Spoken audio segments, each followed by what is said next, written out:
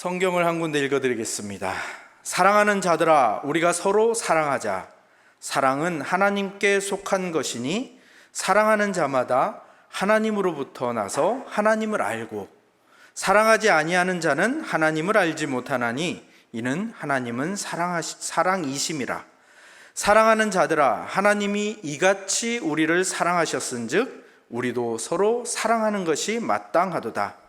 어느 때나 하나님을 본 사람이 없으되 만일 우리가 서로 사랑하면 하나님이 우리 안에 거하시고 그의 사랑이 우리 안에 온전히 이루어지느니라.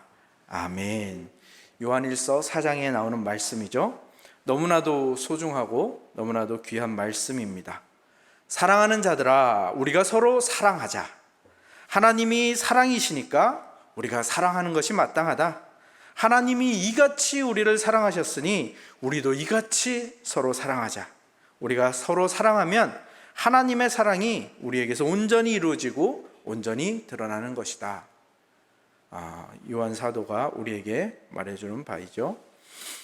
레위기는 그 사랑의 성격을 가득 담고 있는 사랑의 성경입니다. 레위기는 처음부터 끝까지 사랑에 대해서 이야기합니다. 하나님이 이스라엘 백성에게 이렇게 외치는 겁니다. 이스라엘아, 나의 사랑하는 자야, 나의 사랑하는 신부야, 나에게 오시오. 나와 만납시다. 성막으로 와서 나와 만납시다. 나와 사랑합시다. 사랑이 무엇인지, 나와 당신 사이에 어떻게 이 사랑이 싹트고 이 사랑이 어떻게 이루어지는지 우리 한번 열렬히 사랑해 봅시다. 어서 오시오. 빨리 오시오. 이것이 지난번에 함께 나누었던 이 레위기서의 서론이 단도직입적으로 하나님이 이스라엘 백성에게 사랑하자고 외치는 그 외침이라고 말씀을 드렸지요. 제가 너무 감정적인 어투로 말씀을 드렸을지 몰라도 아마 하나님의 마음은 이보다 훨씬 더 애타게, 그리고 목이 메인 목소리로 이스라엘을 부르셨을 것 같습니다. 성막으로 오시오. 우리가 만나서 사랑할 이 성막으로 오시오. 내가 기다리고 있어. 어서 오시오. 그런데 하나님은 그 애타고 목매인 목소리로 이스라엘을 부르시지만 하나님은 분명히 알고 계시죠. 이 사랑이라는 것은 결코 강렬한 감정만으로 이루어진 것이 아니라는 것이죠. 지난 수요일에도 에릭 프롬이라는 사람의 이야기를 했는데, 그가 쓴 사랑의 기술이라는 그 책은 기독교인이라면 한번 읽어보아야 할 책인 것 같습니다. 왜냐하면 사랑의 본질이 무엇인지를 굉장히 통찰력 있게 우리에게 전해주기 때문입니다. 또 오늘도 한 구절을 읽어드리겠습니다. 우리는 생애의 중요한 요인, 곧 의지라는 요인을 무시하고 있다. 어떤 사람을 사랑한다는 것은 결코 강렬한 감정만은 아니다.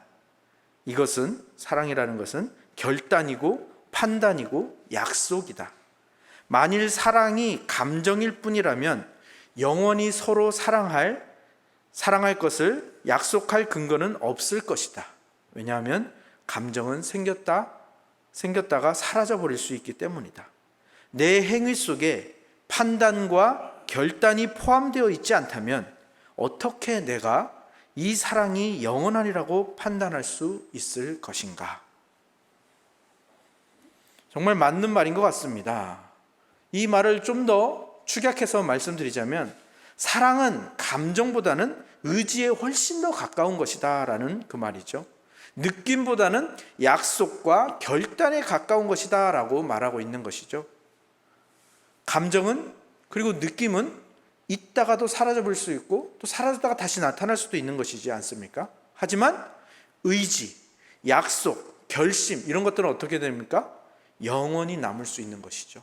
그렇기 때문에 사랑은 이 모든 것이 복합적으로 이루어진 그러한 개념이라는 것을 우리가 분명히 알아야 합니다.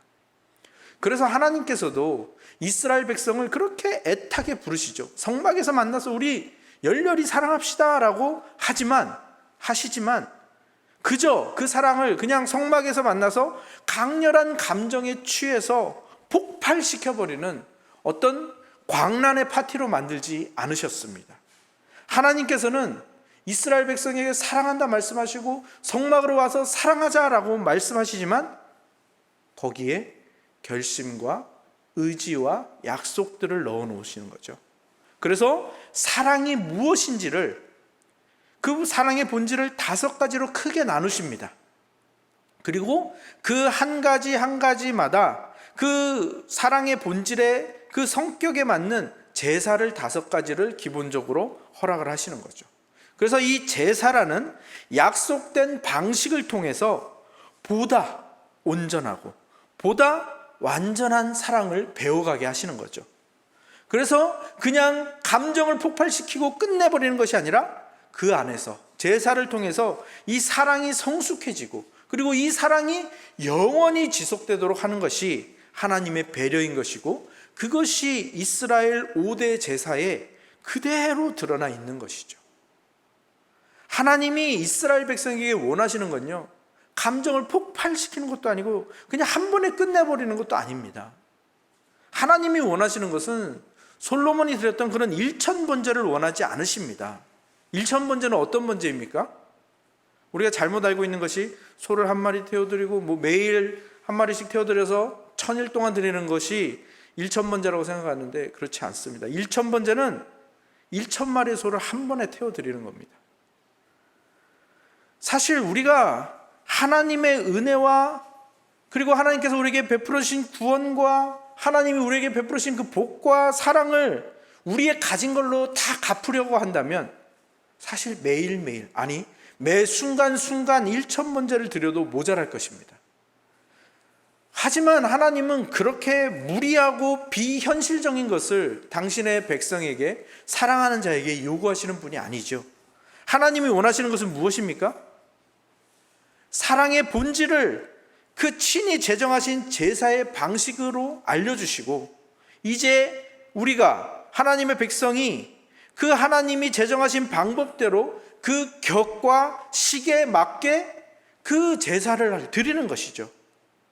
그것이 당장은 이해가 안 될 수도 있습니다. 사람의 머리로는 당장은 이해가 안 될 수도 있습니다. 그리고 상식에 맞지 않는 것처럼 보일 수도 있죠.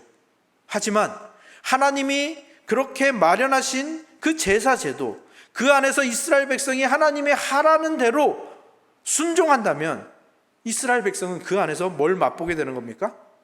하나님이 나를 사랑하신 사랑이 어떤 사랑인가를 알게 되고, 그 안에서 자신의 하나님에 대한 사랑을 키워 나갈 수 있고 성숙시켜 나갈 수 있게 되는 것이죠. 그래서 하나님은 이 5대 제사를 가지고 이스라엘에게 사랑의 5가지 본질을 알려주시는데요, 오늘 본문에 나오는 것처럼 번제라는 이 첫 번째 제사를 통해서 하나님이 알려주시는 사랑의 첫 번째 본질은 온전한 사랑입니다. 다른 말로 하면 전부를 드리는 사랑입니다. 또 다른 말로 하면 100%를 드리는 사랑입니다. 그것이 번제에서 어떻게 드러나는가? 번제라는 이 제사는요, 자신이 바치고자 하는 이 짐승의 모든 것을 다 태워드리는 제사입니다. 그래서 이 제사를 드리면서 이스라엘 백성은 무엇을 깨달았을까요? 사랑의 본질은 전부를 다 주는 것이구나. 사랑의 첫 번째 특징은 전부를 다 주는 것이구나. 이걸 배워가는 것입니다. 그런데 우리도 사랑이 전부를 주는 것이라는 것은 우리도 희미하게나마 다 알고 있습니다. 그렇지 않습니까? 만약에 여러분의 배우자가, 저의 아내가 저에게 이렇게 말한다고 한번 생각해 보십시오. 난 당신을 99%만 사랑해요. 1%는 절대로 당신에게 줄 수 없어요. 그렇게 이야기를 한다고 생각해 보십시오. 그럼 그 뒷부분은 저에게 들리지 않을지도 모르겠습니다. 99% 사랑한다고? 처음에는 기뻐할지도 모르겠습니다. 와, 나에게 이렇게 많은 부분을 허락해 주네? 그런데 시간이 지나면 지날수록 어떻게 될까요? 계속 그 1%가 생각날 겁니다. 그 1%는 뭘까? 마치 100개의 조각으로 이루어진 퍼즐이 있다고 한번 생각해 보십시오. 그래서 그 퍼즐을 맞추고 있는데 99개의 퍼즐을 다 맞췄는데 하나가 안 보이는 겁니다. 그럼 어떻게 될까요? 이 99개의 잘 맞춰진 조각은 눈에 들어오지도 않을 겁니다. 그 사라진 퍼즐이 하나 어디 있을까? 그것 때문에 전전긍긍하겠죠. 안절부절하겠죠. 저희 아내가 저한테 99%만 사랑한다고 했으면 이 나머지 1%가 뭘지 그것 때문에 매일매일 근심할 것 같지 않습니까? 1%는 어떤 놈을 사랑하는 걸까? 1%는 무엇을 사랑하는 걸까? 채워지지 않은 마지막 1% 한 조각이 나머지 99%를 쓸모없는 것으로 만들어 버리는 것이죠. 우리가 하나님을 사랑하는 데 있어서도 마찬가지입니다. 하나님께서 우리에게 원하시는 사랑은요 99%의 사랑이 아닙니다. 70%, 80%의 사랑이 아닙니다. 하나님께서는 우리에게 뭘 원하시죠? 100%의 사랑을 원하십니다. 그래서 번제는 어떻게 드리는 겁니까?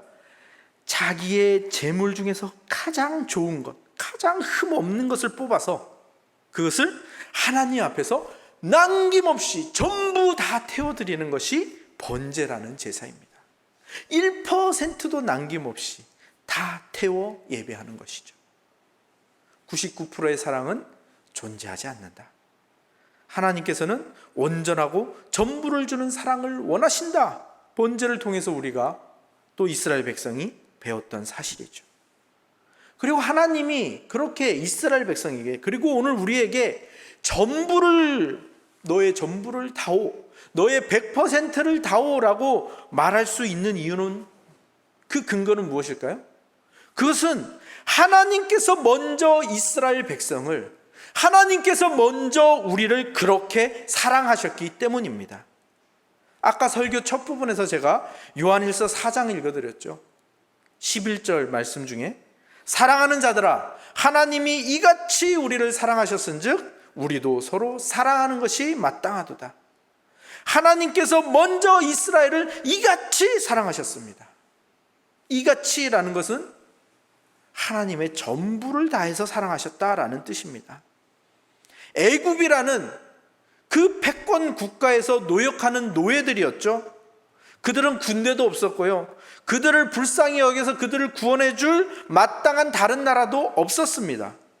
아무런 소망이 없고 그들에게 미래는 없습니다. 그저 일만 하다가 죽어야 되고 바로가 주는 할당량만 채우다가 죽어가야 하는 그런 존재였습니다.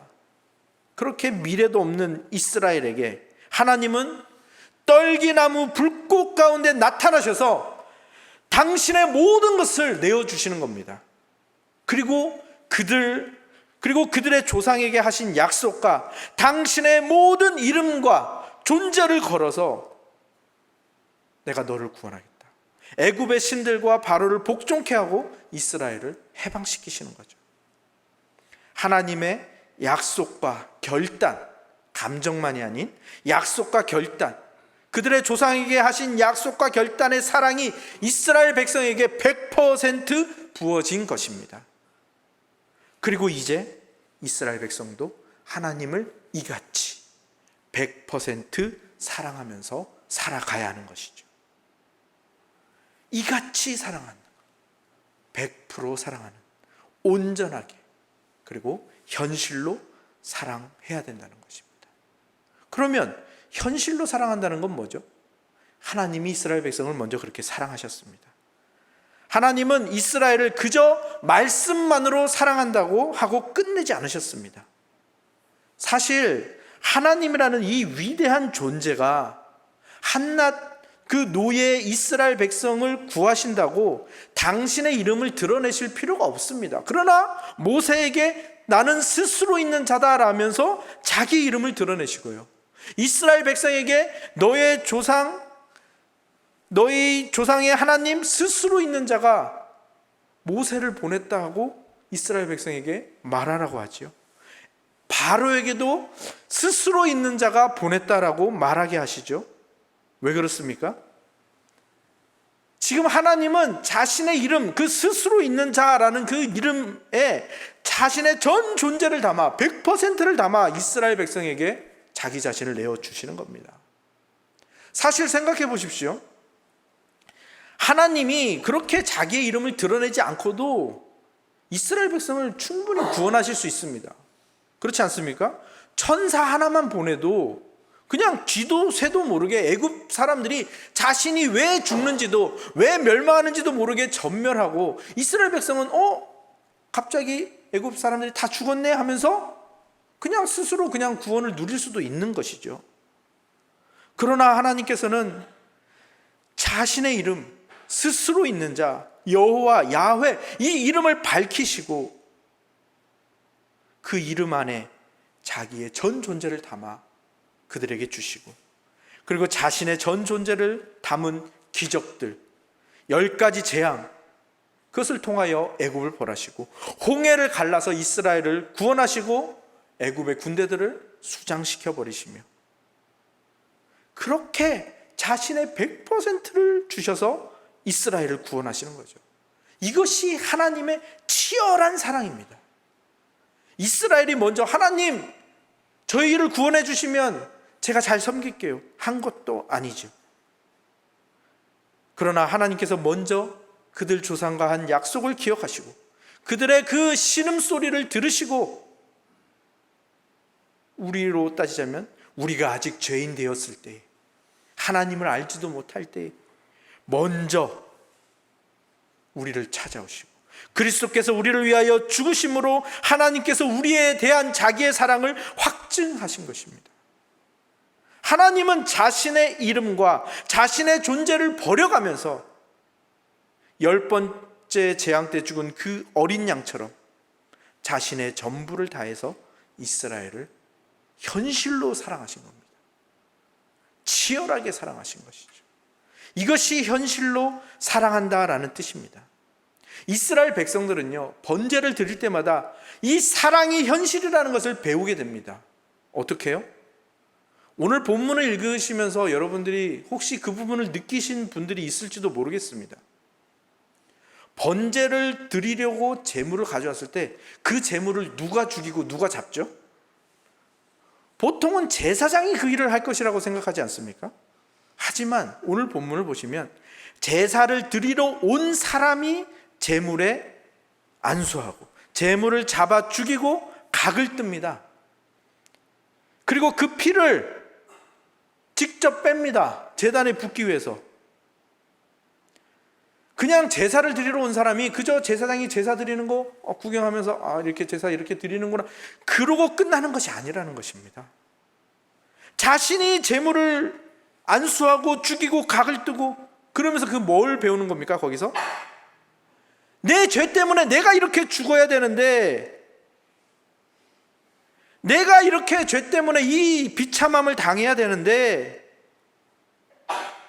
이 제물이 대신, 그러니까 이 처절하고 피비린내 나는 이것이 자기의 현실이라는 것을 깨닫는 것이죠.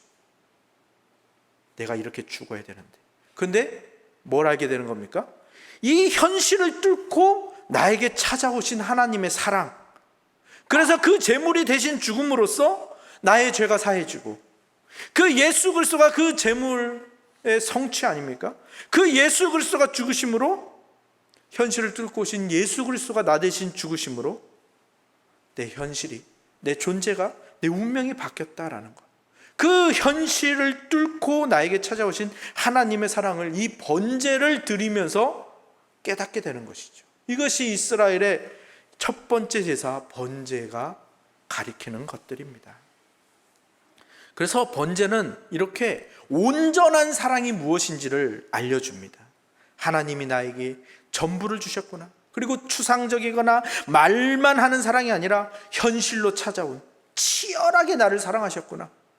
그래서 나도 이같이 하나님을 사랑해야 되고, 그래서 나도 이같이 내 옆에 있는 지체를 사랑해야 되는구나. 나의 현실로 치열하게 사랑해야 되는구나. 이걸 배우게 되는 것이죠.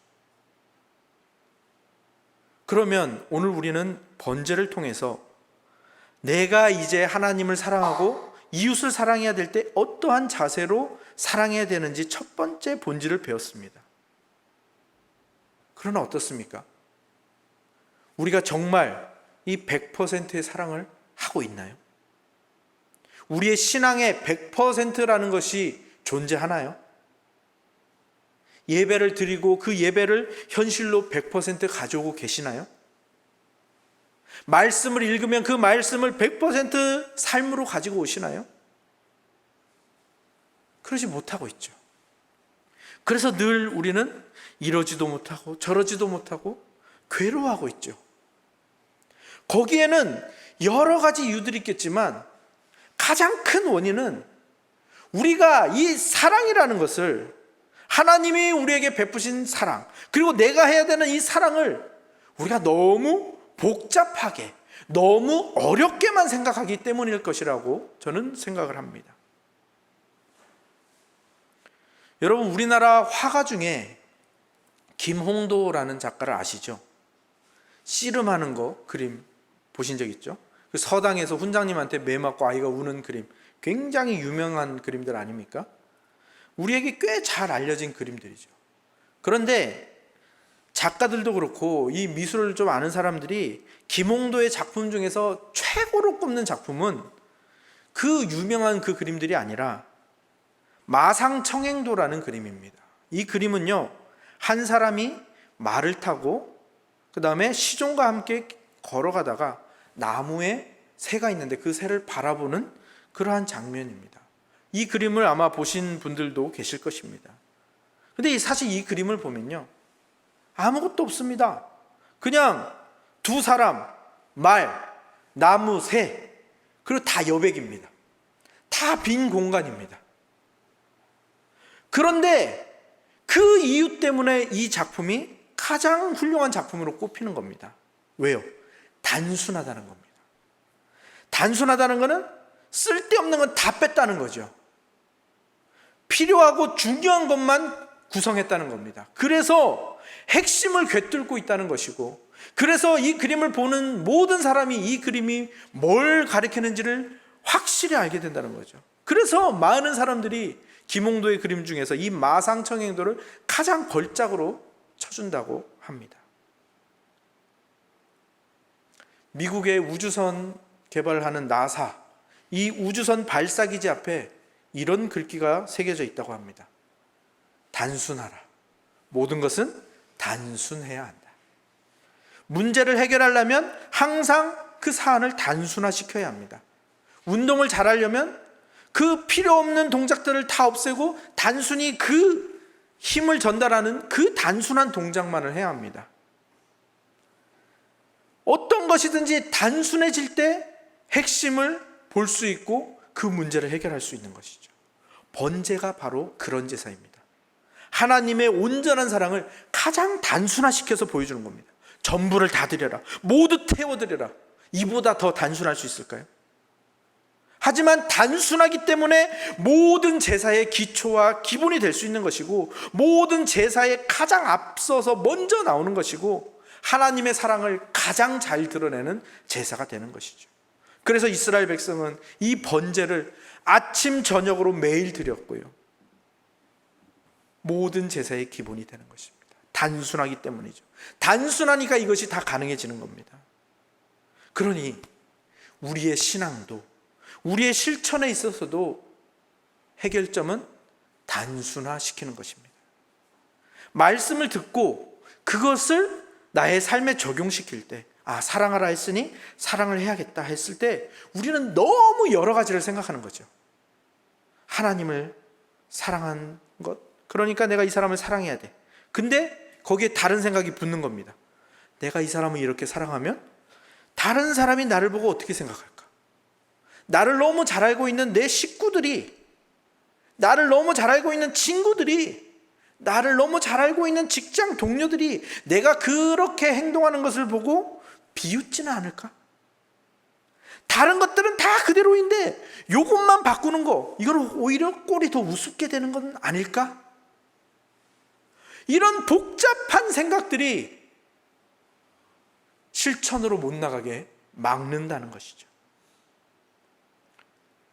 전도하러 나갈 때마다 우리에게 찾아오는 생각들 아닙니까?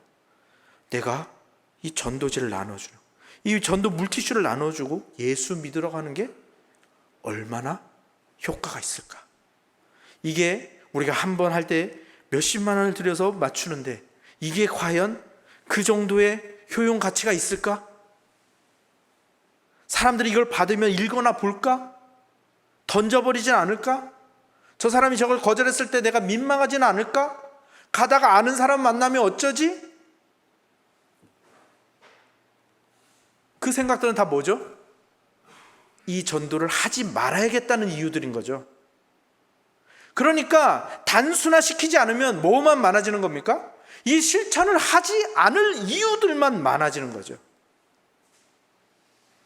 신앙의 고수는 단순한 겁니다. 그냥 무식할 정도로 그냥 전도하고, 무식할 정도로 용서하고, 나누어 주고, 실행하고 보는 거죠. 실패해도. 근데 그 단순함은요, 결코 무식한 것이 아닙니다. 이 단순함만이 풍부함을 담을 수 있는 그릇이 되는 거죠.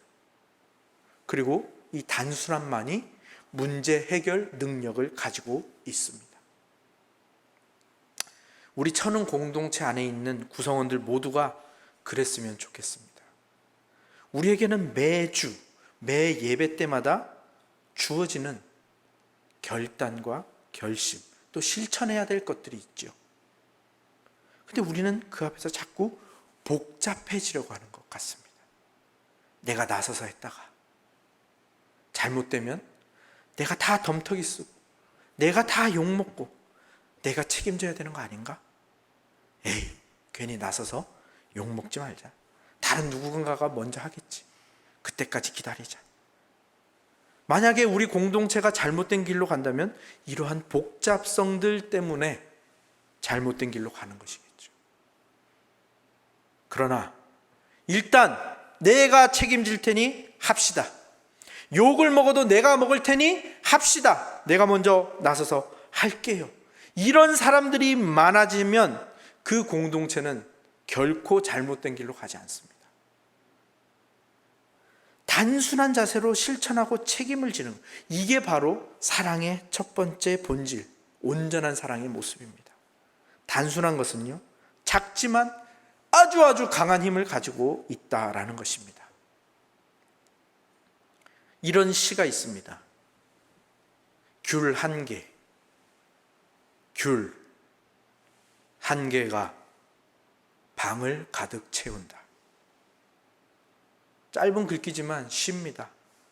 박경용 시인이 동시를 쓰시는 분인데 귤 한 개라는 이 시를 쓰셨습니다. 작디 작은 귤 하나. 작은 것을 그냥 작은 것으로만 본다면 귤 하나는 정말 초라한 거죠. 방 하나에, 그 큰 방 하나에 귤 하나. 근데 그 귤 하나가 그 방을 가득 채울 수 있다라는 겁니다. 그러니까 우리가 아무리 어려운 상황이고 아무리 힘든 상황에 있다 할지라도 귤 하나만큼만 하나님의 사랑을 알고 귤 하나만큼의 단순한 실천 의지 하나만 있다면 그 무너진 마음들을 일으켜 세울 수 있다라는 것이죠. 성경은 말하지 않습니까? 산을 옮길 수 있는 믿음이 얼마나 믿음이라고 했죠? 겨자씨만한 믿음. 눈에 보이지도 않는 그 씨, 그 작은 씨 같은 믿음 하나가 이 산을 들어 저 산으로 옮기는 믿음의 역사가 이루어진다고 성경은 말하고 있죠.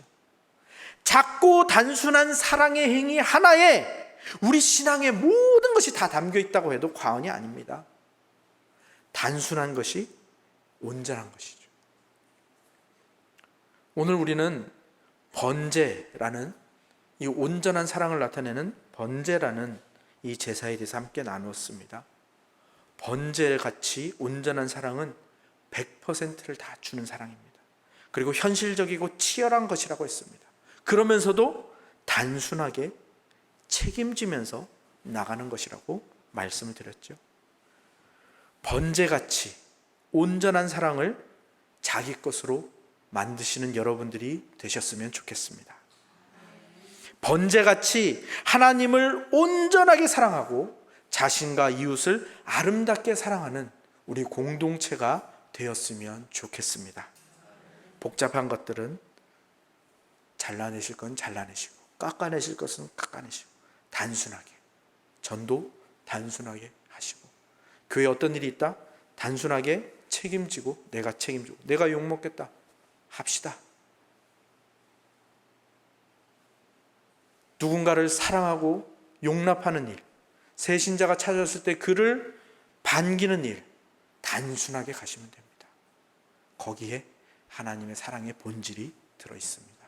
우리 공동체가 이렇게 번제같이 온전한 사랑을 날마다 실천하는 아름다운 공동체가 되기를 주님의 이름으로 축복합니다. 아멘.